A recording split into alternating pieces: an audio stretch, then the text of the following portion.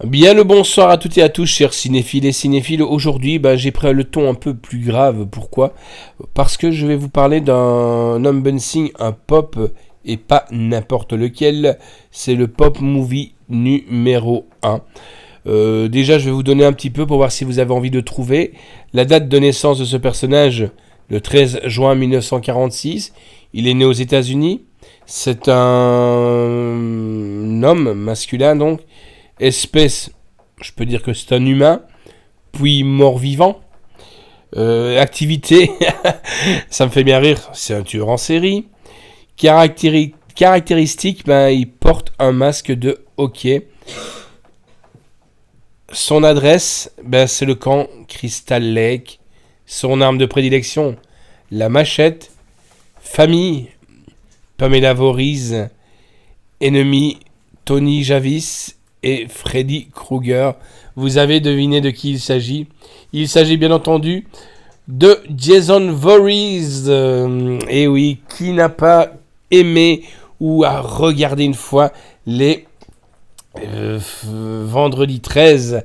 Jason Voorhees est un personnage fictif né avec une tête hydrocéphalite adapté au cinéma par Victor Miller, Ron Cruz, Sin Cunningham et Tom Savini dans le film Vendredi 13 réalisé par Sam Cunningham en 1980.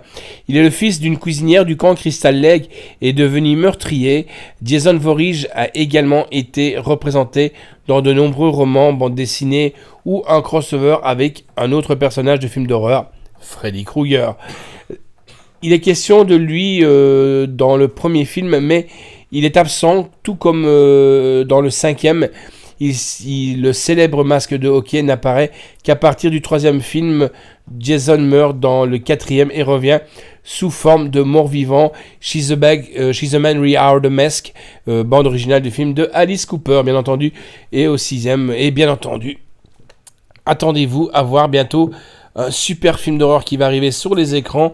Et là, il s'agit tout simplement d'une prison, tenez-vous bien, une prison, où il y a tous les tueurs en série de films d'horreur, notamment Jason Voorhees, Michael Myers, Freddy Krueger, et j'en passe d'autres. Et il y a aussi Leatherface, où ils vont tous s'échapper dans la prison. Je vous garantis pas le carnage.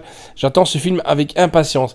Donc, que dire sur ce pop? Il est super bien foutu. Je vais l'ouvrir après. Donc, c'est le pop numéro 1. Donc, c'est vraiment le premier pop qu'ils ont créé.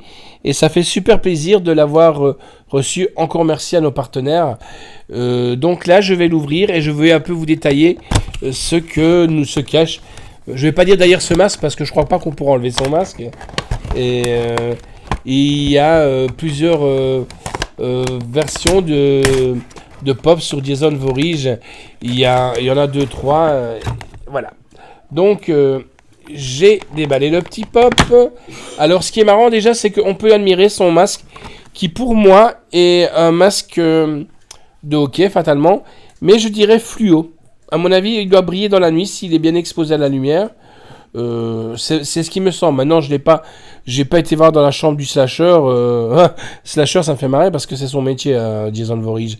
Alors, on voit la petite machette qui est imbibée de sang. À mon avis, il a déjà fait un bon massacre derrière.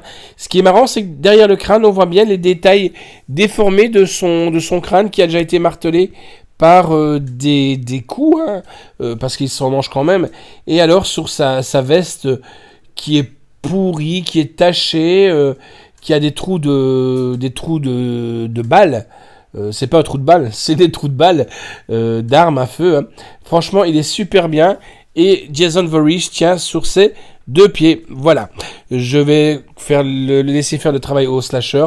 Quant à moi, on se retrouvera bientôt pour un nouveau unboxing. Franchement, c'est un super beau pop. On peut encore le trouver sur des bonnes plateformes à un prix assez démocratique. De Jason Voorhees. Donc c'est le premier pop sorti, le numéro 1 pop movie. Ciao les amis!